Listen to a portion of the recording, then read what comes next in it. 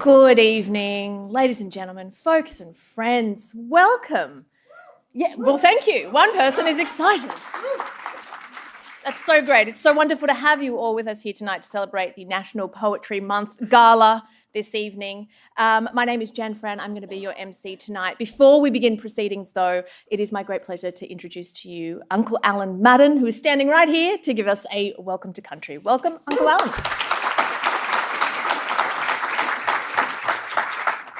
Thank you. Once again, my name is Alan Madden, Gadigal Elder. For my first song, no. Born and bred in Redfern, the capital of Sydney. Yeah. Married man. All right. 10 children. 26 grandchildren and 17 great-great. They call me Poetry in Motion for my sporting achievements. Welcome to country is always an honour and a pleasure. Just to give you a bit of an insight of where you are and who we are. As with all welcomes, firstly I'd like to acknowledge our First Nations and traditional owners of the lands that you may have come from or work upon, and pay my respects to all our Aboriginal elders, all elders, past and present, also pay my respects to all our Aboriginal and Torres Strait Islander brothers and sisters, from whatever Aboriginal or island nation you may have come from. Welcome to Gadigal. And to all our non-Indigenous brothers and sisters here tonight, a very warm and sincere welcome to you to Gadigal. No matter where you've come from, whether it be across the seas, across the state, or across town, once again, a very warm and sincere welcome to you to Gadigal. And as I've mentioned many times before, was, is, and always will be Aboriginal land. Only three things surer than that: coming, taxation and going. It's an honour and a pleasure to be here this evening to welcome one and all to Gadigal. Gadigal is one of 29 clans of the Eora Nation. The Eora Nation is bounded by nature's own, the Hawkesbury River to the north, Nepean to the west, and Georges River to the south. And in between those three mighty rivers is the Eora Nation. And in that nation, there are 29 clans. And the clan's land we're on tonight is Gadigal. On behalf of members of the Metropolitan Local Aboriginal Land Council and of the Gadigal mob, once again, a very warm and sincere welcome to you to Gadigal. There's an old Aboriginal saying out there, I think it's very appropriate for you mob here tonight. They say, where there's a will, there's relatives.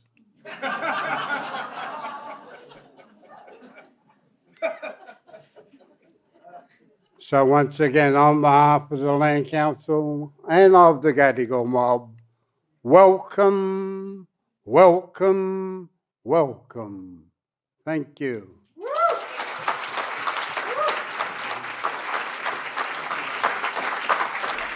Thank you so much, Uncle Alan. Or, as always, a very warm welcome to country. I love when Uncle Alan is doing the welcome to country, so I'm like, oh, he's hyped up the crowd already. I don't have to do anything. So thank you so much for being here with us and for welcoming us to Gadigal land. Well, it is my great pleasure to be your MC for this evening. I do have to let you know that our two AUSLAN interpreters sadly have both called in sick. So I will be picking someone at random from the crowd. And I am just going to, no, I'm not going to do that. But if you are wondering why we don't have any interpreters tonight, it is because they unfortunately are not feeling too well. What we do have, though, for you this evening is an incredible lineup of poets. Can we give them a round of applause, please?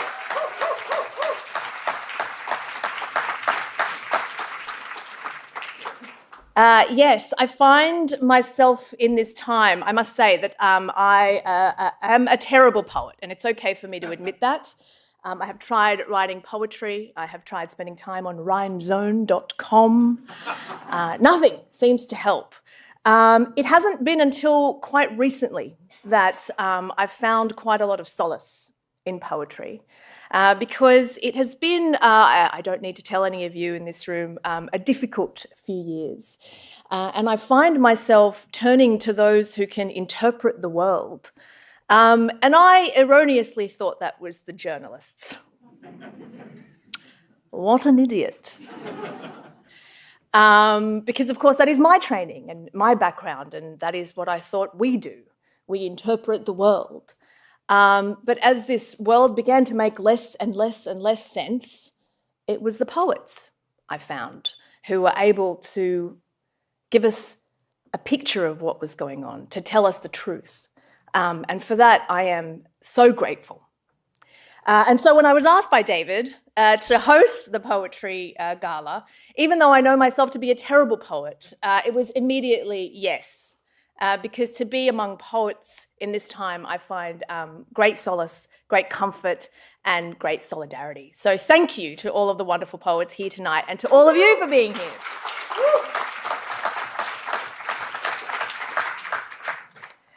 Without further ado, my great pleasure. I'm going to have a lot of great pleasures this evening. But up next on the mic, David Stavanger is here to tell us a little bit more about this evening. Please welcome David to the stage.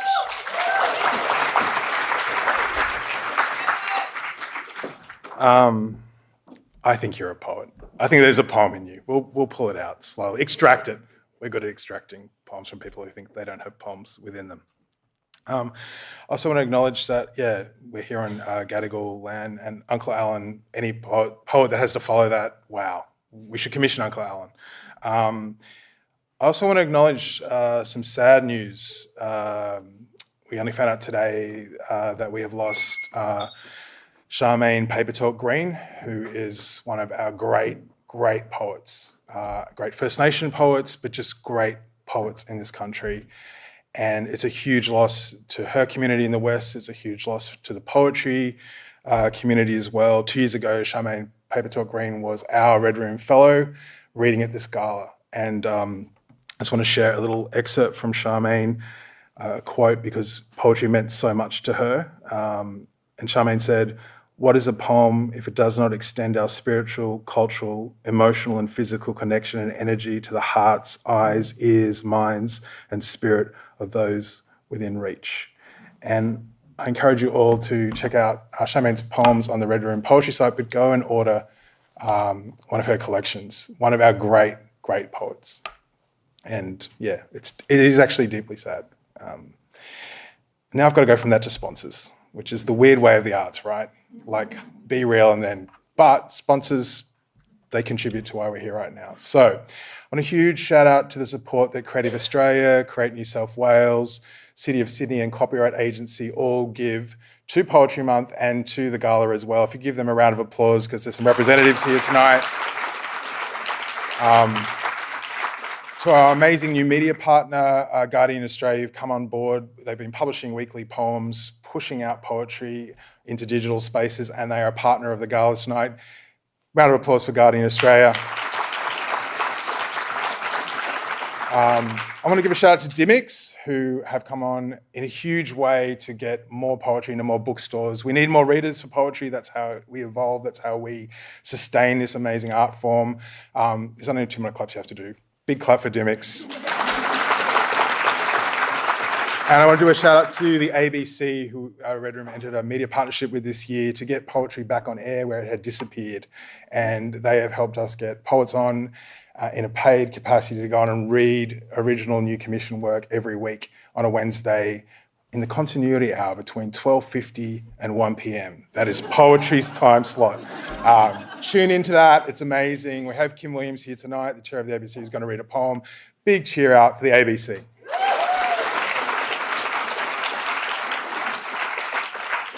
Also want to say a huge gratitude to the Red Room Poetry team. It's a small to medium org.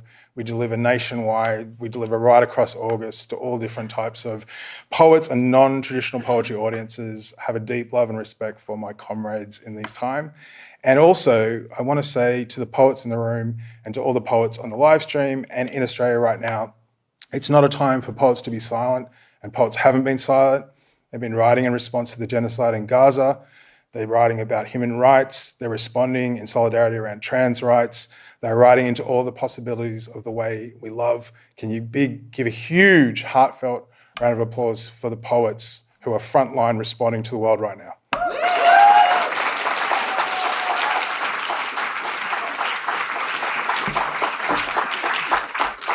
Jan is all over. I love an MC who's like across the run sheet. It's so exciting. I now have to introduce the wonderful Philippa McGuinness, who is the editor of Open Book from the State Library, who's going to say a few words. Also, a huge shout out, I forgot, to the State Library of New South Wales for hosting this. Thank you so much, David. There's nothing better to coming to a forum when everyone's going, yay, it's State Library. It feels fantastic, and we're absolutely thrilled to welcome you all here tonight for this wonderful event. I would like to acknowledge what Uncle Alan said. Of course, the library is on the land of the Gadigal people of the Eora Nation. And for millennia, these lands and waters have echoed with the rhythm, cadence, and language of the original inhabitants. We pay our respects to elders past and present and acknowledge any and the many First Nations people who are with us tonight. I am not the State Librarian. I'm the editor of Open Book. State Librarian Dr. Caroline Butler-Bowden wanted to be here herself to welcome you. She had to be at another event, and I know this event is very important, the other event, but it's far less poetic than this is going to be. I wanted to very quickly say that Open Book, the magazine I edit, is so proud to publish a new poem in every issue.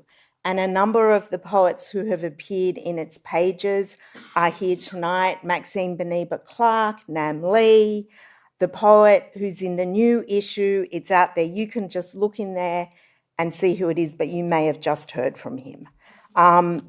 This is National Poetry Month for the library. Every month, every week, every day is Poetry Day. So many people come in here to read. We need readers, to write, to think, to find quiet space. The library offers that. We have a bookshop that sells poetry. Many poets appear regularly at our Fresh Takes events. They're part of our learning services outreach program to schools. The library loves poetry, and we welcome poets wholeheartedly. So it's been a great day for poetry in this place already. That will continue tonight. I mentioned to a friend that I was coming to a poetry gala, and she said, do those two words really go together? And I said, you had better believe it. She hadn't been here for any of the previous Red Room galas. She hadn't seen the lineup. You're in for a great treat. We love partnering with Red Room. Thank you so much. Thank you so much, Philippa. Yeah, the State Library. All right. We love libraries. All right. Shall we do it? Shall we kick off the poetry for the evening? Ladies and gentlemen, give me a round of applause if yes. Thank you. My great pleasure continues with our first poet tonight, who I think needs no introduction, but I'll give her one anyway, Kirli Saunders. Yeah, Kirli. She's a proud Gunai woman and rarely stays in her lane. Her words, not mine, although we could probably all attest. She's an award-winning multidisciplinary artist. She's a writer, she's a singer-songwriter, she is, of course, a poet, and she was awarded an Order of Australia Medal for her contribution to the arts in 2022. Please give it up for Kirli. 야든지 나야 Kirli Saunders, 나야 한국말인 나야 나는 골라우 가리고 버린 길링 and 유고 가는 가라 유고 달리는 가는 가라고 따라고. So I'm here today on beautiful Gadigal land, and I offer my love and respect to the ancestors here, and thank you so much, Uncle, for that funny, hilarious, warm welcome. I'm sure my grandfather might have grown up playing against Unc maybe at Redfern in footy, so it's nice to hear that the cheek still lives. And I also want to offer my love and my reverence to Aunt and her family. The ancestors have you, and we have your words now. I'm going to read or speak for you a poem. This one's called Bungba Mandu, and it's in Ganangara language. So I speak this language of country here with love and reverence for my elders and for the elders and ancestors here. Bungba Mandu, Gababa Jumbuk, Yilla, Gadbawari. Bungba Mandu, Gababa Gagarang, Nunuwao, Mariging. Bungba Mandu, Gababa Maga, Diwa, Gimbo, Doregungno Bodima. Bungba Mandu, Gababa Ganbi, Ganna, Bangung, Badamagang. Gababa Marawani, Bumani Mai, Daramba Yangada, Warima Gabogang. Gababa Wambulang, Yugamani, Garet, Ninawao, Daura. Rise, all of you, like smoke, to carry bad energy far away. Rise, all of you, like a rainbow on the other side of thunderclap. Rise, all of you, like an axe, a dinging stick, a spear between several strikes. Rise, all of you, like light from the fire, a mountaintop, a thick vine for climbing, a whirlwind. Rise, like the diamond python goes up the tree hunting for eggs. Rise like the black cockatoo singing rain across country.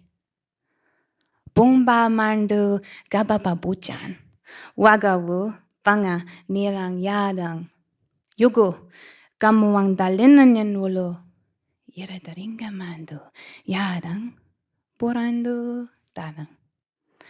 Rise like the bird people of the dreaming. Dance and play and make many good. Speak mother's tongue, that one only. Dream pretty tomorrows, you all, a future.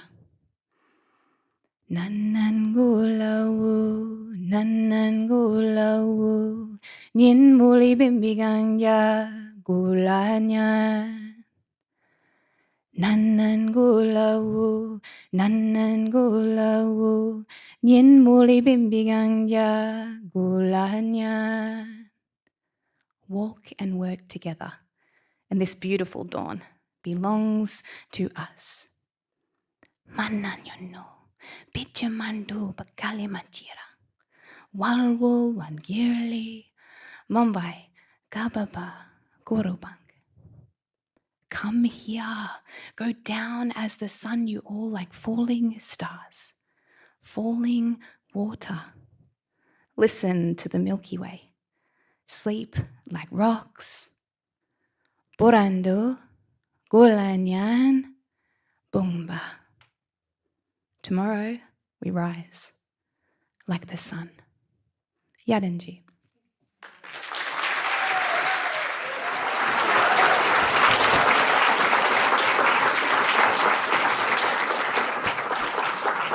Thank you so much. Kirli, that was beautiful. Just beautiful, dulcet sounds of your voice, just transporting us to an otherworldly place that somehow also feels like home. So thank you so much for that.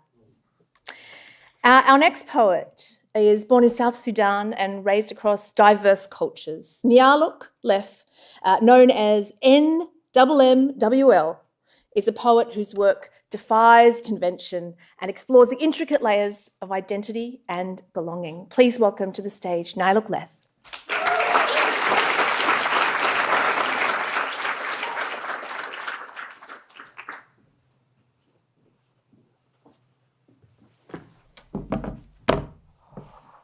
Wow.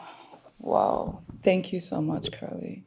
That spoke to me like my heart is literally beating right now. There's nothing better than hearing a mother tongue, no matter which country you're on. It really does feel like home. So thank you for that. Also, shout out Uncle Alan. You actually funny. I like that. Wow. Yeah, I'd just like to acknowledge the Gadigal people of your nation, the traditional custodians of this land, and may our liberations tie up in truth so that you may be free, I may be free, and we all may be free.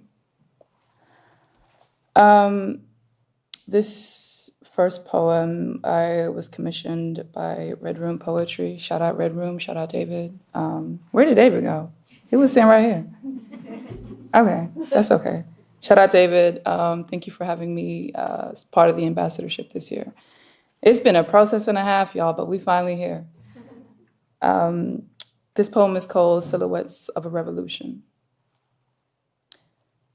They're here to hijack the revolution. Their God is their witness. They can't help but mistake our evolution as a sign of resistance. But don't get it twisted. Revolution is our birthright. See how our heavenly bodies silhouette in the moonlight, under street lights, and in the limelight. In hindsight, we stay steady vibrating at the most heights. They'll blindfold you and tell you that it's night, so you can sleep through wars declared on your life.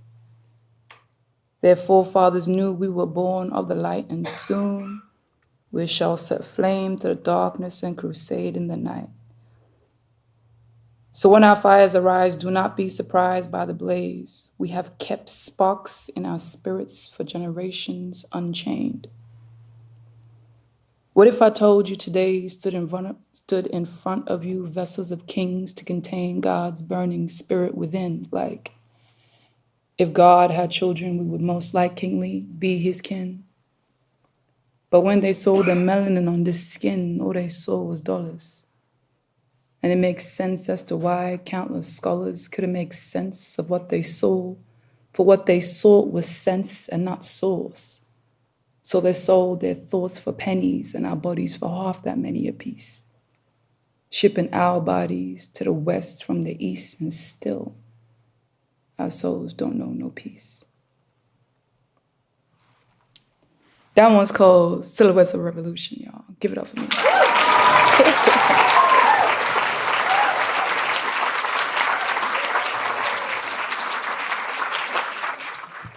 This next one is called Spirits Ripened. I wasn't sure which one to perform, but as soon as I saw the beautiful, beautiful flower arrangement, as well as your beautiful piece, Kirli, I was like, yeah, no, this one I'm going to be performing.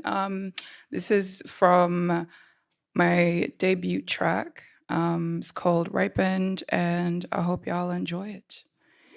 Thank you.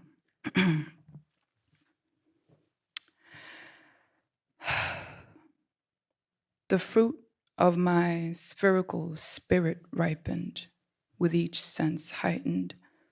Colors invisible to man's eye became conscious words, rendered into frequencies, elevating ever so frequently, and at the root of it all was my intellect, my intent to shine a bright, alluring decadence with each conceivable light wave in these tidal waves of revolution. I am still brave till my grave. Told them, bury me on that hill. For once my soul seeded, my mind refined, my body completed. Growth to the power of one became the only formula I ever needed.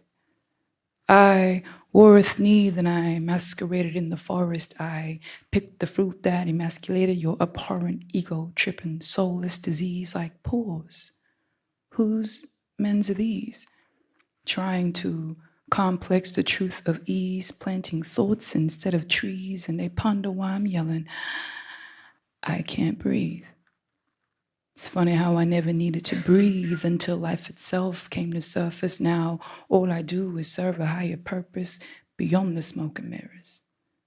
So I chewed the petal of 101 roses, assembled the stems, and I became God's chosen. Thank you, y'all.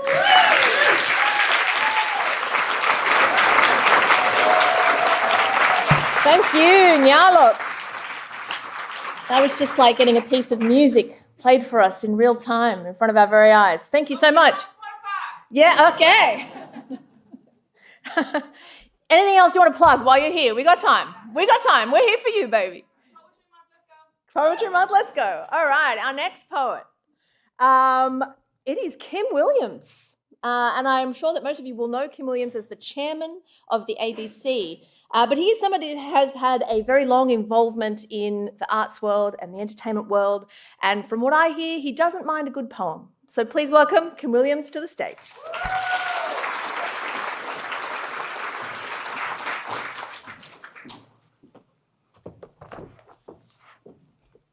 That's a very hard act to follow. I'm going to read a poem by Judith Wright, who died a little over 25 years ago. Judith was a prolific poet with over 20 published anthologies. She was a fierce advocate for First Nations rights, indefatigably, and she was an ardent environmentalist and one of the first truly active people about the environment through her work in Australia. She was a truly great singular Australian. Many of you may not know that she was nominated several times, pardon me, for the Nobel Prize for Literature. She was nominated in 64, in 65 and 67. In fact, she was nominated around the same time as one of my other favourite poets, Anna Akhmatova, who was nominated in 65 and 66. So they were up against each other in 65 when the Soviet Writers' Union went into play and Sholokhov won the Nobel Prize that year. In the first year that Judith was nominated, that was the year in which Jean-Paul Sartre won the Nobel Prize and famously rejected it because he said that he couldn't have to do with such formalism. One wondered how the nomination made its way through the process, but I digress. And in 66, when Akhmatova was nominated a second time because of the shock about Sholokhov having won, Nelly Sachs won. So that was a pretty difficult contest between the two of them. They're both great poets. And in 67, when Wright was nominated for the third time, Asturias won, the Guatemalan writer, one of the first of the Latin American writers to have won. What many of you mightn't know is that the very, very first prize that was awarded in the Nobel went to a poet. It went to a French poet, Sully. Jonty will know. Sully, and I'm having a senior moment. How embarrassing. Anyway, both women, Wright and Akhmatova, are women of courage, conviction, determination and imagination, matched with acute sensitivity, close observation and unerring wisdom. Before I go to the poem, Age to Youth, I'll just mention, pretty tough being a woman poet in the Nobel Stakes. Only 5 women have won the Nobel Prize for Literature in Poetry. There have been 124 Nobel Literature Prizes. 5 have gone to women, most recently, of course, the magnificent Louise Gluck, one of my favourite poets also. So over to Age to Youth. This is a poem that was written by Judith in 1963. It's from the 5 Senses set of poems. It has to do with youthful innocence and simplicity as against the experience and perhaps slightly world-weary view of age. Age to Youth. The sooty bush in the park is green as any forest for the boy to lie beneath.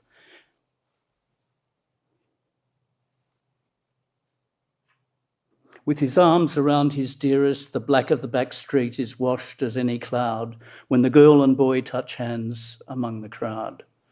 No, nothing's better than love, than to want and to hold. It is wise in the young to forget the common world, to be lost in the flesh and the light shining there, not to listen to the old whose tune is fear and care, who tell them love's a drink poisoned with sorrow, the flesh a flower today and withered by tomorrow.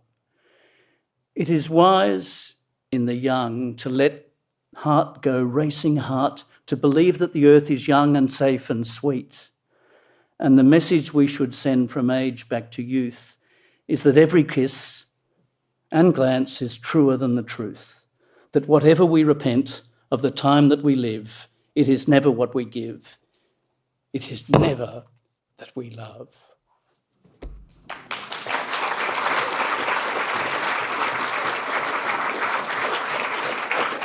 Thank you, Kim. I must say, it's quite moving to see you so moved up here reading a poem. I guess that is the power of poetry. Thank you so much for sharing that. And for your very deep history and knowledge of poets beforehand. Greatly appreciative. Our next poet is Rataj Abdulla, who is an 18-year-old spoken word artist and poet and community organiser who now resides in Sydney. She has an Eritrean heritage that she is deeply rooted in and a lived experience. Woo, okay. We'd love to hear it. And a lived experience as a Muslim woman in Australia. Her work weaves together poetry, activism, and of course, personal storytelling. So please welcome Rataj to the stage.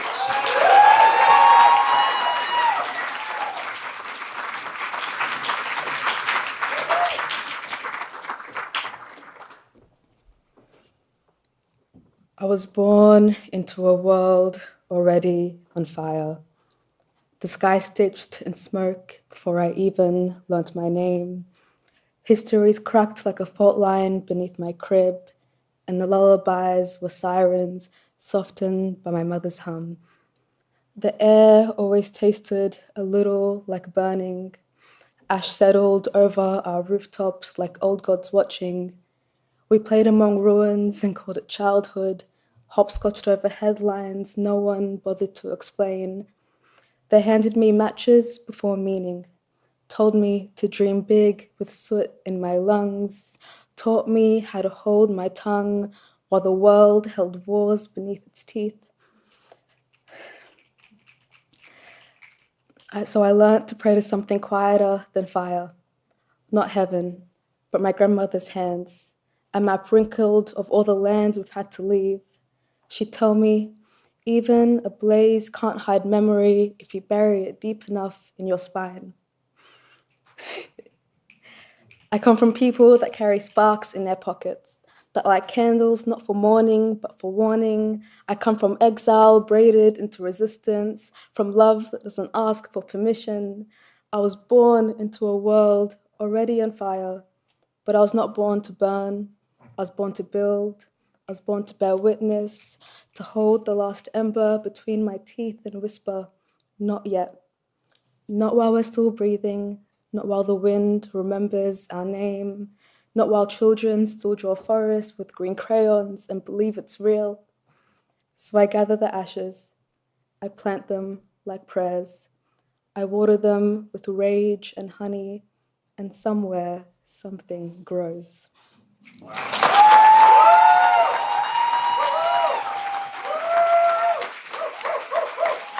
Oh.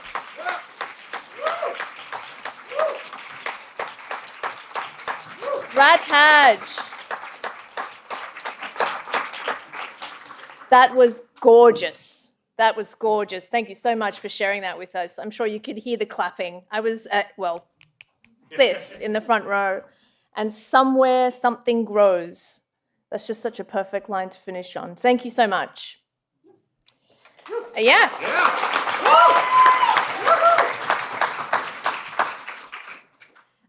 Our next act is, I suppose, a musical act. Someone there has a guitar with them. Cooee is a collaboration between Kirli Saunders, who was the first poet that you heard from tonight, and producer-musician Mark Chester Harding.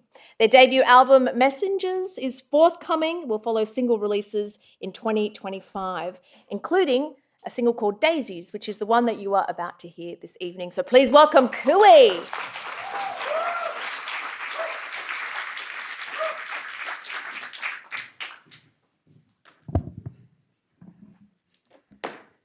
I was just sitting there being like, I hope we're not next because I have to like pull my shit together after that. These poems are incredible.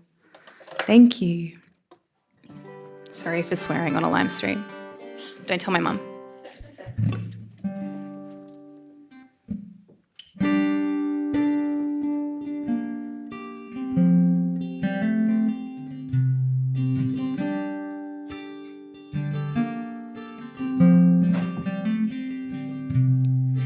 When I think about leaving, uprooting from all of my promises, I kneel in the garden with ears to the earth, ears to the earth, ears to the earth, ears to the earth, ears to the earth, ears to the earth. Tend to my chains that ground me here till I grow roots, become one of theirs, one of the daisies, one of the daisies.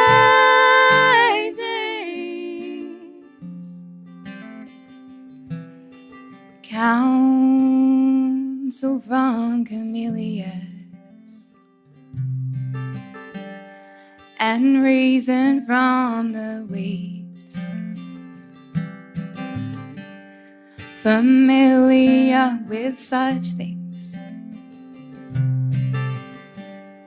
Hear the wisdom that they yield, and I listen, I listen, I listen, I listen, I listen, I listen, I listen, I listen, I listen, I listen, I tend to my chains that ground me here till I grow roots, become one of theirs, one of the daisies,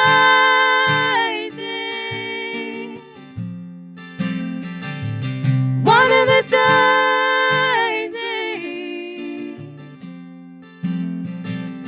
one of the daisies,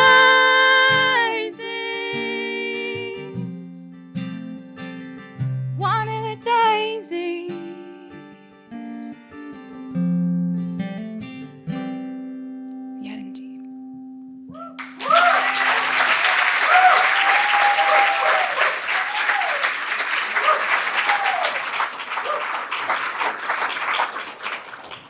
Can you do another one? Oh, thank you so much. That was beautiful. Kirli, your voice is just gorgeous. It sounds so beautiful in this room. Yes. Yes. Your voice is lovely too, Mark. Yes. Lovely too. Our next poet this evening is Nam Le. Now, Nam said to me before we came out, he said, Jan, I don't want a long introduction. I don't want you to read all of my bio and my accolades and my many awards and all of the books and the poems that I've written and how beloved I am and that I'm a Red Room Poetry Fellow and that people know me and I get stopped in the street. I don't want you to tell anyone that I was born in 1978 in Vietnam and came here with my parents. Should I stop now or keep going? We've only just started. I feel like Nam is somebody that doesn't need any introduction, even though I just gave him one somewhat against his will. So please welcome this evening our next poet, Nam Le.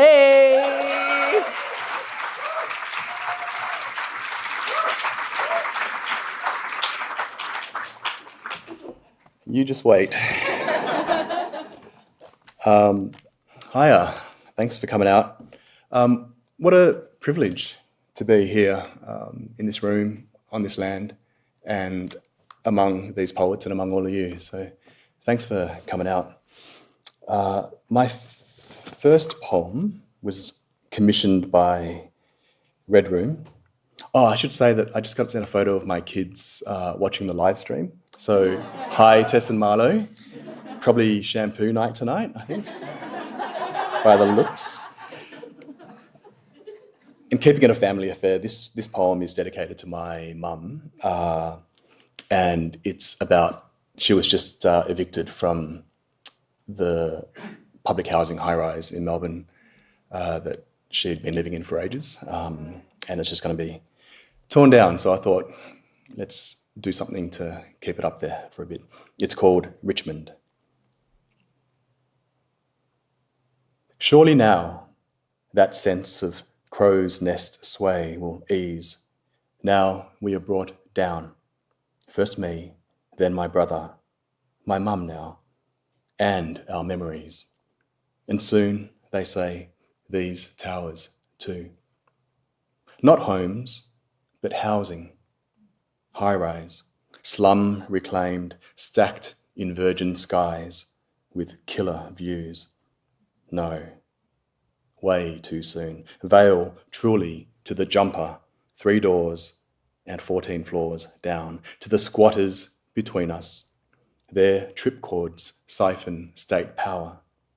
To the slump and nodder in the common laundry that day, on linoleum slick and bright with blood as the deck of the whale ship Nishin Maru, I remember you.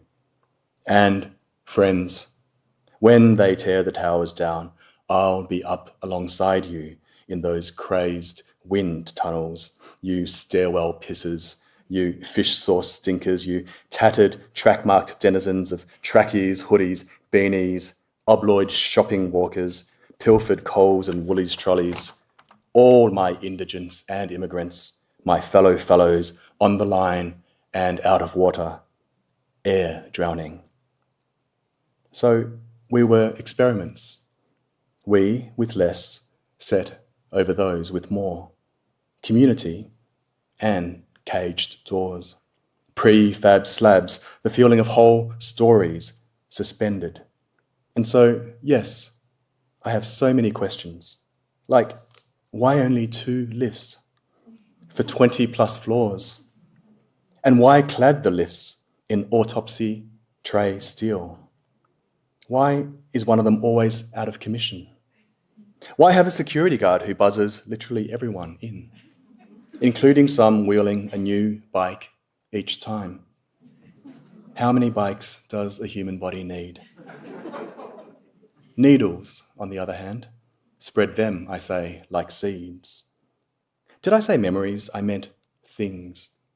Remember, the steel-sided scream of things shoved down the hopper, the long drop chute, and where else have humble things known so tall a fall? Why, though, is the rubbish skip not right under the discharge door, but neatly next to it? And why, oh why, those 6 a.m. drillings of concrete cores? When they tear the towers down, what remains will be an amazement of loss, of sleep and shadow, boxed in from show-off light, of boxed-up sound, where before there'd been only silent, raw wind against nothing, of heat, hoarded as a living body hoards, its densities tightly held, and smell in place of perfect dissipation. The cause will know where once was desire reorganized, taller than churches, immense before our eyes, will drift only a hallucination of sky, and no sediment but light to fossilize. Will rest empty shelves in air, figment winds seeking shape and voice where once things were because we were and are no more. And the sky leaks depth, diminishing. Thank you.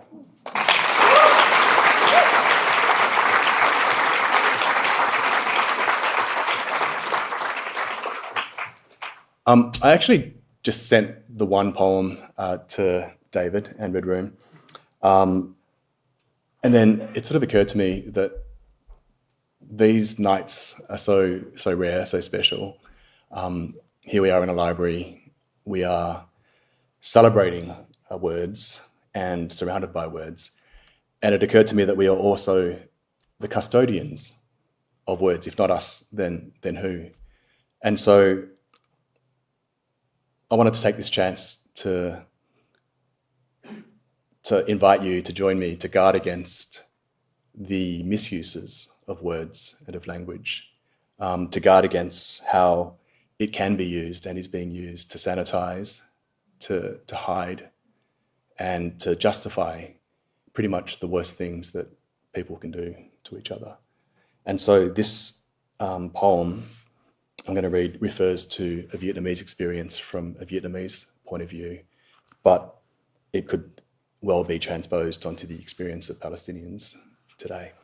It's called 33 Euphemistic.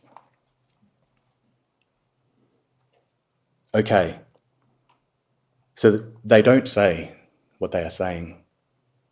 They don't say what they are not saying. We know. When they say kill ratio, they mean death, our death. When they say body count, they mean our bodies, our death. But when they say non-effective, they also mean death. When they say area target, they mean death. When they say take and hold or search and destroy, they mean death. When they say harassment and interdiction, they mean death. When they say free fire zone, they mean death. Any gook is enemy or becomes enemy as soon as you shoot them. You can't go far wrong. When they say peacemaker, they mean mass death. When they say collateral damage or spillover, they mean rounded up death. When they say roundup or dispersal, they mean residual death. When they say fluid, they mean cascading death. When they say attrition, they mean slow and steady death. When they say kinetic, they mean moving on now death. When they say resistance, they mean what did you expect? Death. No quarter means death. Cause or camel means death. Every shortcut code means death, and everything is code. We know what they are saying, and we know what they are not saying. When they say clear, it means clear of us. When they say X, it is us who are X. It is us who are X'd. It is we who die. Thanks.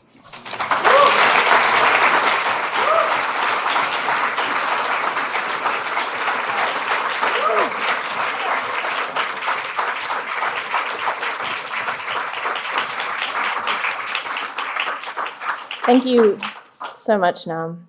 And what a selection. You know, the first one sort of speaking about the absurdities of home, which is not really something that people often talk about when they think of home, but also the loss. I think you had a wonderful phrase that when it goes, people will feel an amazement of loss. That really stood out to me. And your second poem, I think how pertinent. So thank you so much for reading it out for us tonight. Yeah.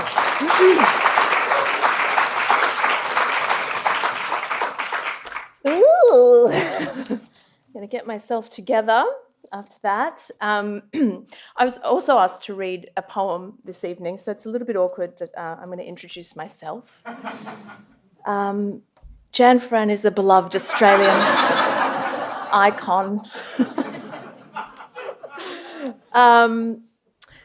When David asked me to read a poem tonight, there was one that sprung to mind almost immediately, and it was because when I first heard it, I had one of those wow moments, like I can't believe someone else said this, and they put it into words, and it's something that people can read anywhere. You can just Google it on the internet, and it comes up. It was this poem that just spoke to me completely and spoke to my experience. And, you know, people always often say things, this about poem and poets and about writers, that the ones that you resonate with are the ones that make you feel less alone, that there's someone else in the world who sees you. I feel seen is a very common refrain. And that's exactly how I felt when I read this poem. And it's, you know, I think it copped a lot of criticism when it was written, but but I think that there's some real truth to it. And it's Australia by Anya Wallwitz.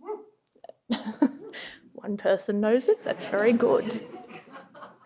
And it speaks to the immigrant experience, I think, she having come from Poland, myself having come with my family from Lebanon in the late 80s, and coming to a place like Australia where you feel as though in some moments you're treated very much as a second-class citizen, and that you're uncultured, uncivilized, in fact. But you come from one of the oldest civilizations in the world, where ruins are tens of thousands of years old, in Byblos in Lebanon, for example.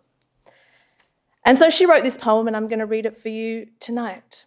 You big ugly, you too empty, you desert with your nothing, nothing, nothing. You scorched suntanned, you old too quickly, acres of shrubs watching the telly. It's meant to be suburbs, not shrubs, but you bore me, freckle silly children. You nothing much with your big C, beach, beach, beach. I've seen enough already. You dumb, dirty city with your bar stools, you're ugly. You silly shopping town, you copy. You too far everywhere. You laugh at me. When I came, this woman gave me a box of biscuits. You try to be friendly, but you're not very friendly. You never ask me to your house. You insult me. You don't know how to be with me. Road, road, tree, tree. I came from crowded and many. I came from rich. You have nothing to offer. You're poor and spread thin. You big. So what? I'm small. It's what's in. You silent on Sunday. Nobody on your streets. You dead at night. You go to sleep too early. You don't excite me. You scare me with your hopeless. Asleep when you walk. Too hot to think. You big awful. You don't match me. You burnt out. You too big sky. You make me a dot in the nowhere. You laugh with your big healthy.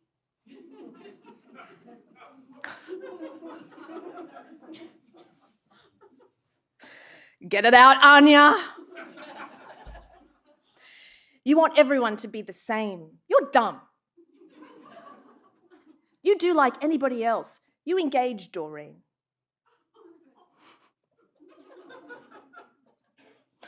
That's the shadiest part of this. You big cow. You average. Cold day at school, playing around at lunchtime, running around for nothing. You never accept me for your own. You always ask me where I'm from. You always ask me. You tell me I look strange, different. You don't adopt me. You laugh at the way I speak. You think you're better than me. You don't like me. You don't have any interest in another country. Idiot centre of your own self. You think the rest of the world walks around without shoes or electric light. You don't go anywhere. You stay at home. You like one another. You go crazy on Saturday night. You get drunk. You don't like me and you don't like women. You put your arm around men in bars. You're rough. I can't speak to you. You're burly. You're just silly to me, you big man. With all your money. You ugly furniture.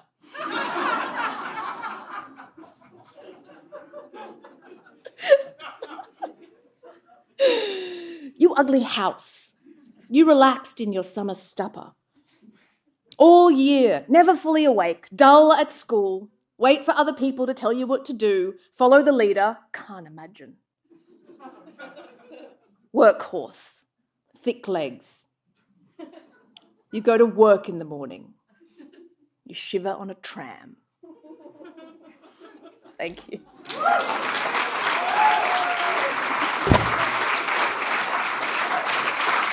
It's good, isn't it? It's good.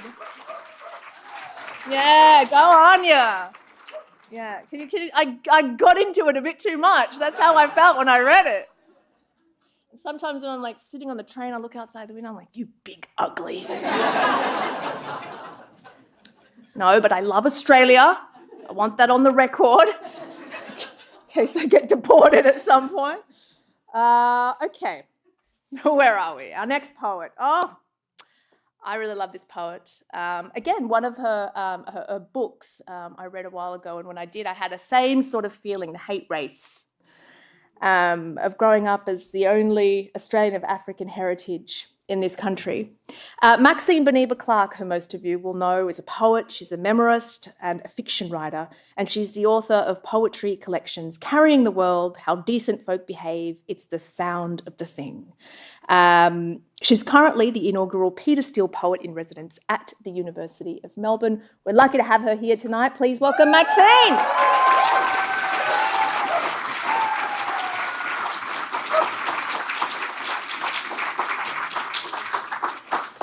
Thank you. It's so beautiful to be here. Thank you, Red Room Poetry, and everyone involved in this. And I was thinking about the poets that I wanted to thank, but everyone here has been so extraordinary.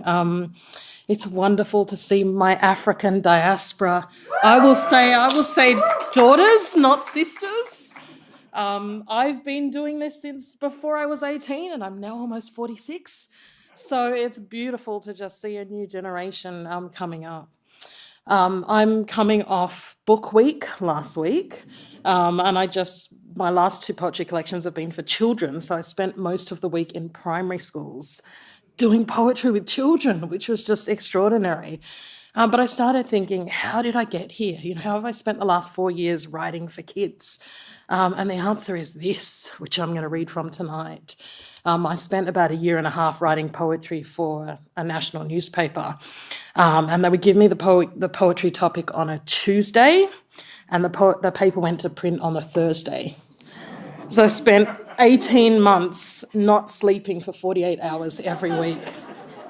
And when you're writing for a paper, you're not writing for yourself, You are trying to figure out what most needs writing about that week and who most needs the poem. So I'm going to read 3 poems that are fairly short from this collection, which is the collected poems that I wrote over that 18 months period.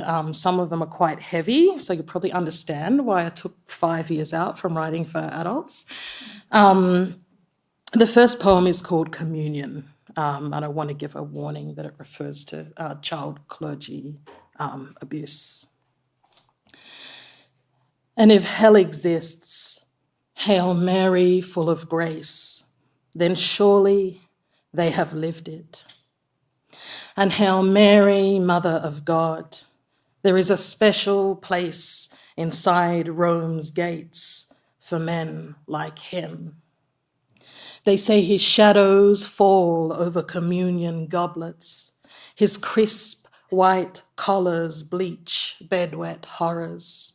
His swishing long church robes conceal the Sunday darkness, of which they, children shiny shoed and trembling, dared not speak, but now they have. And Hail Mary, Mother of Mercy, give them strength. Hail Mary, bring them peace.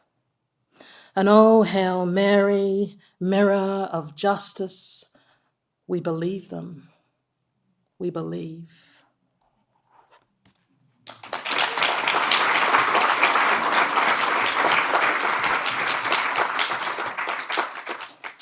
The next poem, have got something optimistic as my last poem, but the next poem contains the names of women who have been murdered in the last few years. Just a warning, and it refers to domestic violence. It's called The Monsters Are Out. The monsters are out. The monsters are out. and the women of Melbourne, we're leaving early again. Sending "Are you home yet?" texts, glancing over shivering shoulders, keeping friends on the line until the key's in the lock. Oh, sisters, we forgot that Jill had only just got off a safe call. Eurydice texted to say, "I'm almost home." Masa went out for a walk, and well, Aya, she caught the Bandura tram home.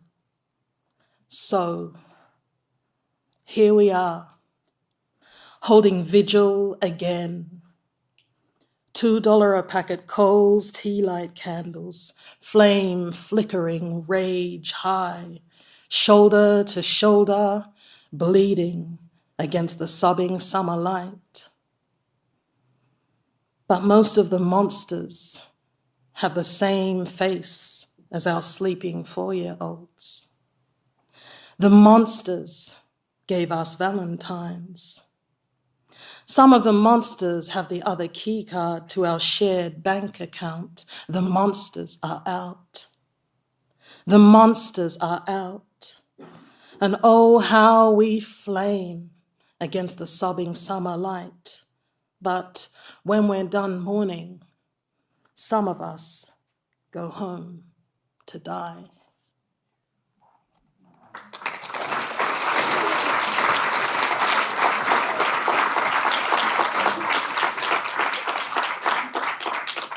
Okay, so I'm going to finish with Fridays. On Fridays, our children are bursting train carriages backpacked full of hope, wielding placards bedroom made from flattened cornflake boxes and upcycled tomato steaks. On Fridays, our children raise melodic voices meant for playing tag or jump rope and take to the streets in every city, millions strong and begging us to know. In the empty classrooms, silence echoes round initial etched desks, and lockers left open spill crumpled science notes. On Fridays, our kids are forced to become adults. On the ball court, a lone grey hoodie hangs, abandoned from the hoop.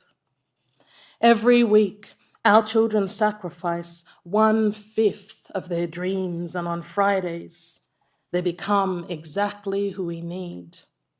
Marching with their arms around each other's tiny shoulders and their iPhones held up viral high. They are brave enough to defy instruction, sure enough to face the future, and smart enough to know their minds, if they save the world or not. On Fridays, our children tried.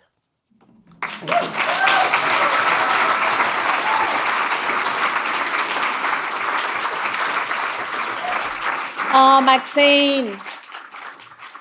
What an incredibly moving collection. Thank you so much for sharing that with us tonight. The real gamut of emotions we ran with you. Thank you. Our next poet this evening is, well, she's one of Australia's most acclaimed actors, so I imagine that you're going to know who she is, or at least know her face. Heather Mitchell has a career that has spanned 4 decades. She has performed in hundreds of theatre, film and television productions and adaptations, and she's won many awards both here and in the United States. She is an ambassador for Poetry Month, was an ambassador for Poetry Month 2024, so please welcome Heather Mitchell to the stage.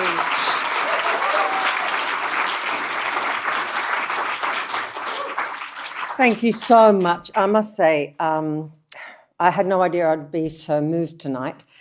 And I just want to say how humbled I feel to be here with such extraordinary poets. Truly amazing. And to be in this extraordinary library as well, which is so loved by this city. And also pay my respects for the land that we are standing on here, the Gadigal of the Eora Nation. I am not a poet. What am I doing here then? But I was approached very gratefully by David and Jonty to write some poetry, and I have had an attempt. And I would like to start, though, with reading 3 short Dorothy Parkers, and then I will finish with one of my own. Thank you. Encouragement. The first poem is Raving. In this new morning, it is love that makes me chatter. Moving, light as a monkey, I'm giving of a hectic joy. That could only be love in all its raving generosity. Thank you, my darling, for exploding in my heart.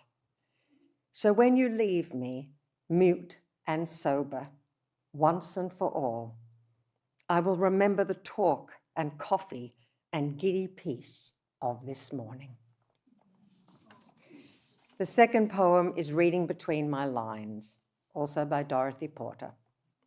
Please, darling, please, read between my lines. I am a fabulous script, elephant heads, spear points, sheaves of wheat, and strange whatnot. I am all yours. Please, my lovely last chance girl, read between my lines. I know, it's beautiful. I'll pass that on to her. The next poem is Silence. It is rare for me to write a poem in absolute silence.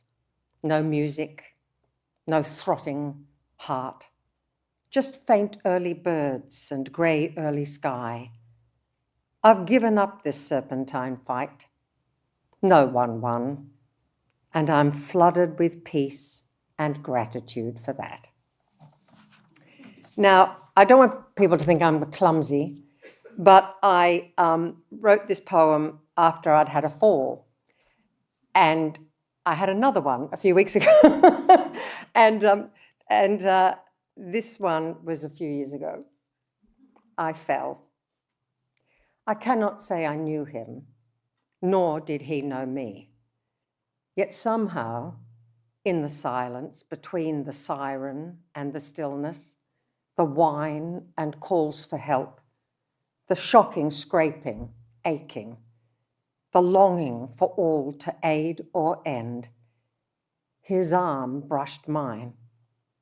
And every hair, I swear, that dared to prickle, tickle, took me back to hiding in the cupboard as a child, and once found was lifted high. A rushing, gushing cold clamped my heart as the clawing longing left, and I met the moment, knowing I was not alone, and he was there. Thank you.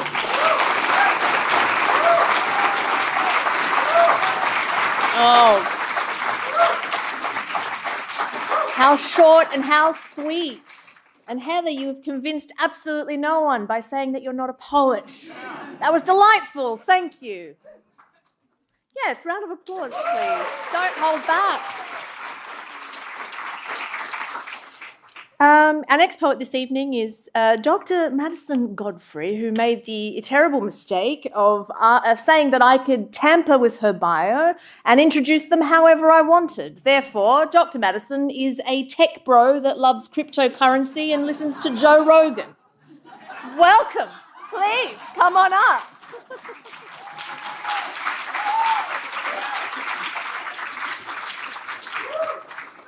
No, that was so much. I made a terrible joke, and I made it not a tech bro. I don't know what crypto is. Please don't ask me after. I know I look like I might.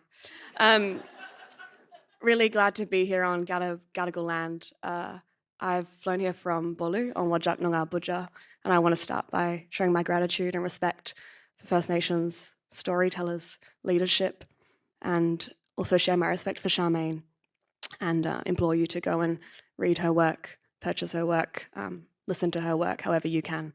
I'm going to start with a poem that was commissioned by Red Room Poetry years ago, maybe 3 years, I don't know time, years ago. And it's great to be back. It's called When I Grow Up, I Want to Be the Merch Girl. When I grow up, I want to be the merch girl, sighing like a swimsuit model who got fired yesterday. boyfriend's band shirt tied on one side, silver belly ring aligning with the trestle table, glaring at her Nokia, permanent marker forearms. Later, the merch girl leans over my sister's sink in the graffitied bathroom, undoes her middle part like a top button, smudges her eyeliner with precision. I don't know if she goes to school or if she plays an instrument, but I've seen her fit a man's entire tongue in her mouth without flinching.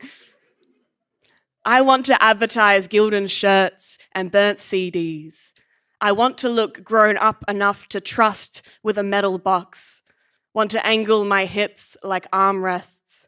Want my shoulders mapped by the longitude of lacy straps. She's always adjusting a bejeweled handbag, while my backpack bulges with a water bottle and a Glad wrap snack. When I grow up, I want a man to ask me to sit behind his pride while he sings about my thighs to a room of girls with black gauze turning their legs into ladders, blinks with only one of his eyes.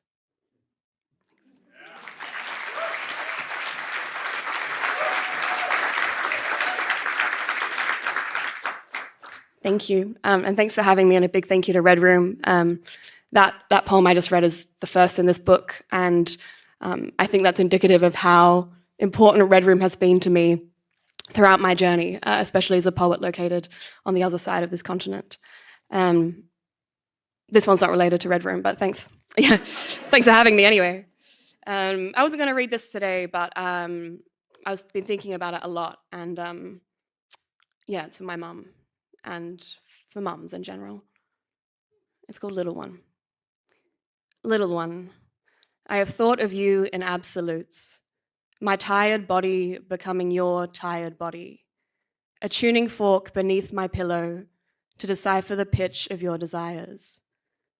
I have barely raised a garden bed, abandoned the success story of hospital corners, betrothed myself to screens and books, warmed my armchair instead of warming my mattress. Yet, I have also been a scholar of the pigeons who build nests without permission. I taught a terrified tabby how to sleep deeply in my arms. I have attended so many appointments about you, although you were barely a breeze that passed through those rooms. Goosebumped my legs beneath paper sheets, urinated into plastic portals that promised precognition. I have put aside your pocket money, which is to say, I researched the cost of freezing a future. My body, heat mapped, like a suburb you will one day run through without realizing what was planted just for you. During the worst endometriosis bloats, I have prayed with both palms on my belly, pretended in the shower, bathtub, bedroom mirror. I have played house with this body.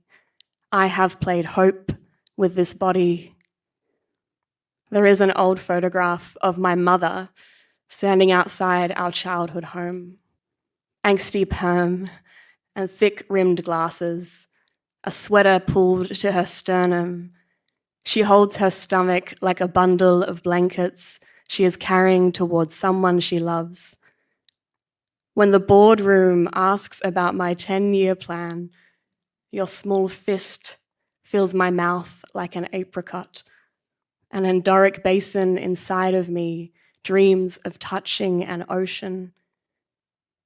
Motherhood may arrive differently, but still I will be a mother.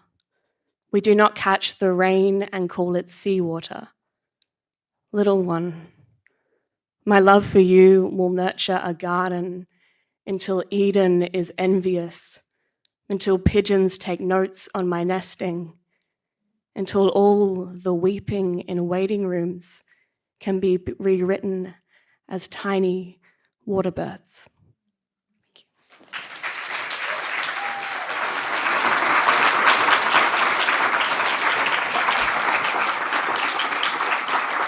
Nadia, that was so beautiful. What a gorgeous poem about parenthood and motherhood. I'm sure so many of us could relate. Thank you so much for sharing that and for being here with us tonight. Well, we're down to our final artist for the evening, I'm sad to say. I kind of wish it was going on for a little bit longer. But to close us off, to close out the evening rather, we have an award-winning artist with us tonight, DOBBY, who is, yes, a true force of nature. Anyone that has seen DOBBY can testify to the electrifying live performances that leave audiences spellbound. And I'm sure that tonight is going to be no different. So what a pleasure we have for DOBBY to close the evening. No pressure, come on up.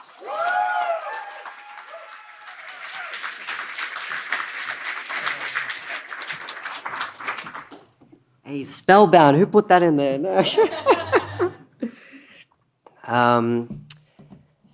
Birara Yoranja, Yamago Bunkabil, Nini Noramba, Gadigo Me, Nyato Gari DOBBY, Nyato Muroi.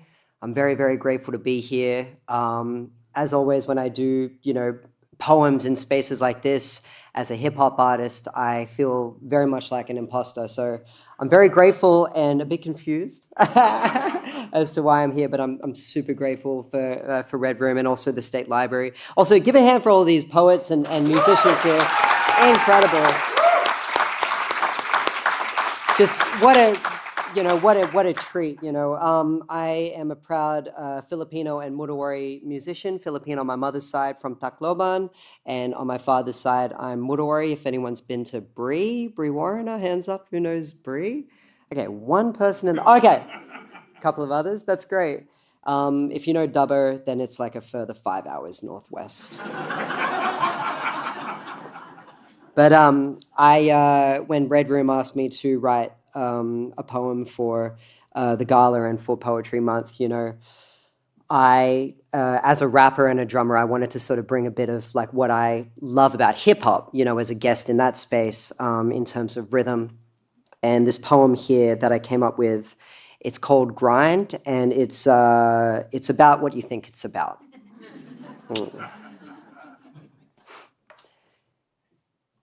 They're about to set me off. You better not get involved. Trying to keep me silent. It's high time that I talk. Hide behind smiles while thunderstorms in my thoughts. These images of evil, I've never seen it before. Art called into question. Our medicine fallen short. The price of people pleasing is lying before the court. I learned to walk the line. I can show you how we were taught. But if you're born without a spine, you surely got no support. Dark times, truly. My NADOC was troublesome. How could I thrive in the consequence of the government? Lot of folk tricky, but not as wicked as some of them. Color crime settlers colonize what's in front of them. There's a dark past that mumble under the bitumen. Whispers in the cracks of the floorboards are seeping in. The same spirit that emanate from your screen in bed, bearing such a truth that is never letting us sleep again. I've seen too much of my screen to ignore. My faith has fallen weak and my spirit is sore. The blood is on the wall and they piss on the floors. I will argue no more with all your theory wars. In 80 years' time, will they speak on your cause? Will they read what you wrote? Will they see what you saw? Is your work of any worth? Are you deserving of sleep? What legacy do you leave? Are you a leader at all? I recognize my pressure conditioned by government design. Lip service, puppetry, crab bucket, they set the time. Track the eye, fall for the odds. Disconnect the mind, lead the blind. $8 cap, slap on a dollar sign. Traffic, if you can't pay it back, then you can cop the fine. Took the brace, ripped off the pads, now we called it the grind. Thank you very much.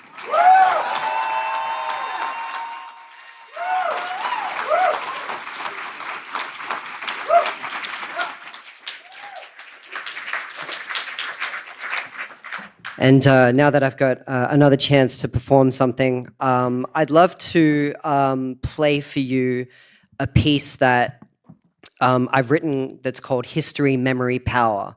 And the question behind it is, what is our collective memory? I did this for a collaboration with the Australian Chamber Orchestra. And, you know, it tackles all the misconceptions about our history, you know. There's a large percentage of us that don't realize that Captain Cook wasn't with the First Fleet. So our history is jumbled up, and we're talking about, what is our real history? What is our collective memory? So I wanted to sort of bring this to you. Thank you so much.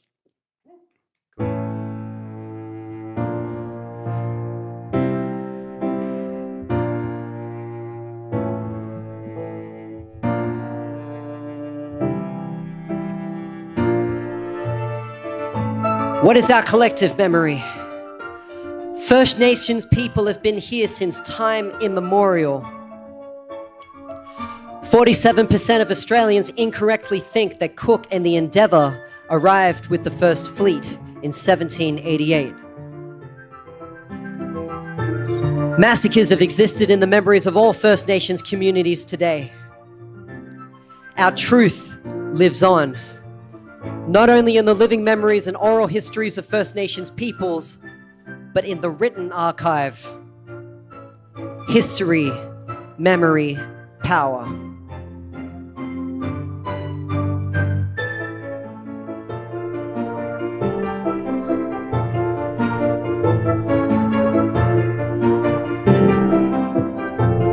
Yo, do me a favor. Take out your history booklet and rip out the pages. Toxic fragility running me thin on my patience. No way to shake the identity Britain it gave us. That's what has driven obsessions of being the savior. Competitive, settler nature, silly behavior. History, memory, power, the story is changing. Now that we're finally putting our pen to the paper. I'm here to tell you the truth. I'm here to carry the proof. Reason I'm here is they couldn't fit all of my mob in a noose. Thou been shaking it loose. They try to lie on the news. They make us out to be dumb. That's what they said to your dad. That's what they said to your mom. They thought our people were done. Push a colonial narrative, having you thinking you won. Why am I alive then? Our memory's wrong. James Cook was long dead before the first fleet come. The Queen said take a deal. Cook's gunny did wheel. Cook shot Truman shield. Cook kept lips sealed. Cook then disappeared. Then he went and got speared. Just under 9 years before Philip came here. Cook still got credit over Matra's idea. History's how you tell it, but the truth stands near. Why you still never get it? Did you listen when I said it? If I gotta be specific, then Jimmy Cook should be indebted. History, memory, power.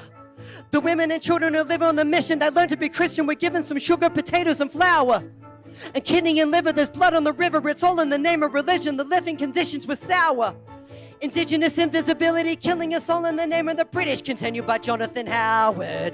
And Philip had every intention to pillage us all. Not my history, nah, the story is ours. All of us are the power. Fought to the very hour, my community love and left, and we come together to sing it louder. Watching this from your tower. Silence is really hiding in anonymity. You'll be written up in the history as a coward. Power, memory, history, written by the men who have tried to get rid of me. Spirit of my ancestors living into destiny. Born into a time by those who manifest to me, telling our stories that's keeping us alive. The feeling of a change is what I bring to you tonight. So what is our collective memory? My reply is the answer is before your very eyes, and it lies in the truth. Truth, truth, truth, truth, truth, truth. The answer is the truth. Truth, truth, truth. The answer is before your very eyes, and it lies in the truth. Yeah, baby, I'm the truth. Truth, truth, truth. The answer is before your very eyes, and it lies in the...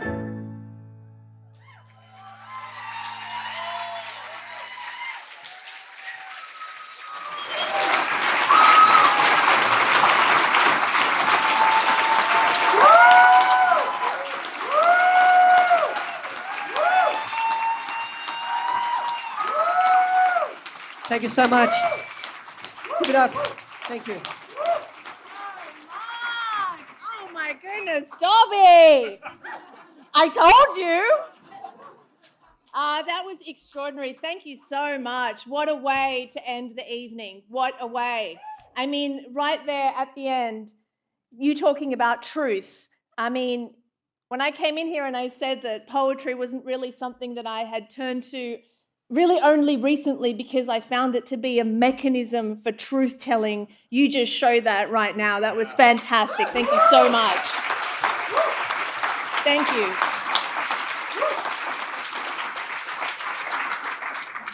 That brings us to the end of our evening. I know, boo!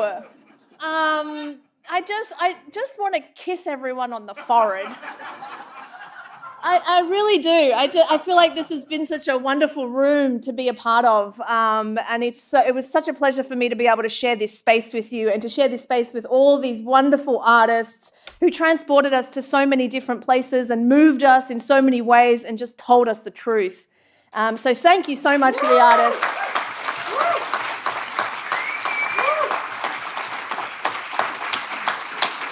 Thank you so much to all of you for being here. Thank you so much to Red Room, and thank you so much to whoever is manning the open bar upstairs. I believe in the foyer there will be a bookshop selling some books as well if you want to pick them up too. But please head on out there, enjoy yourselves, grab a drink, have a chat, and have a great rest of the evening. Thank you, everybody.